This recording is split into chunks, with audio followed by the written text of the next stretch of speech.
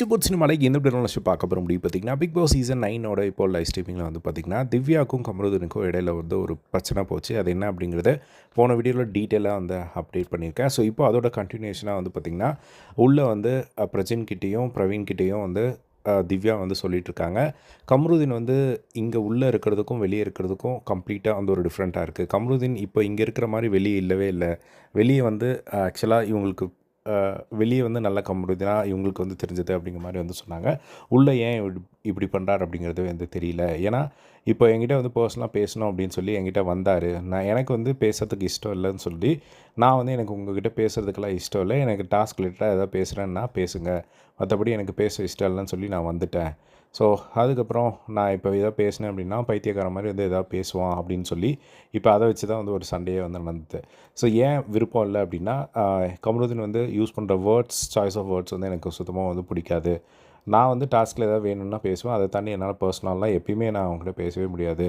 அவன் ஏன் வந்து சுற்றி சுற்றி வரானே வந்து தெரியல அப்படின்னு சொன்னோன்னே பிரஜின் வந்து சொல்கிறாரு, அவன் வந்து பொண்ணுங்க வச்சு தான் வந்து அந்த ஒரு கண்டென்ட்டே வந்து அவனுக்கு போயிட்டுருக்கு. அதனாலேயே என்னமோ தெரியல அப்படிங்கிற மாதிரி அவர் வந்து சொன்னதை வந்து பார்க்க முடிஞ்சுது.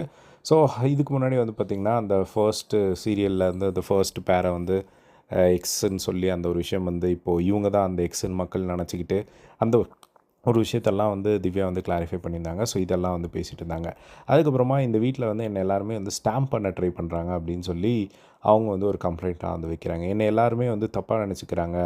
இந்த இடத்துல வந்து நான் வந்து சத்தமாக பேசுகிறேன் அப்படின்னு சொல்லி இப்போ ஒரு இன்சிடெண்ட் வந்து நடந்தது.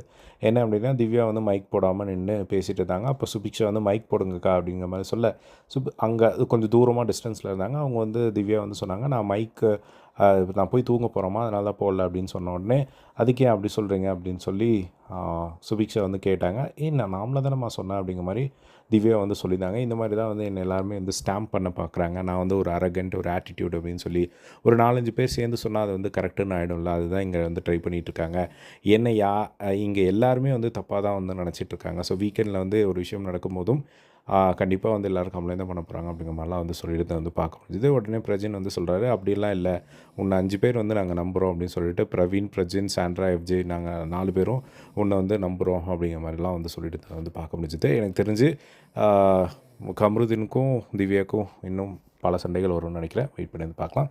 இதே மாதிரி எல்லாம் பிக் பாஸ் அப்படியே தெரிஞ்சுக்க நம்மளோட சேனலை சப்ஸ்கிரைப் பண்ணி சப்போர்ட் பண்ணுங்கள். தேங்க்ஸ் ஃபார் வாட்சிங். பை.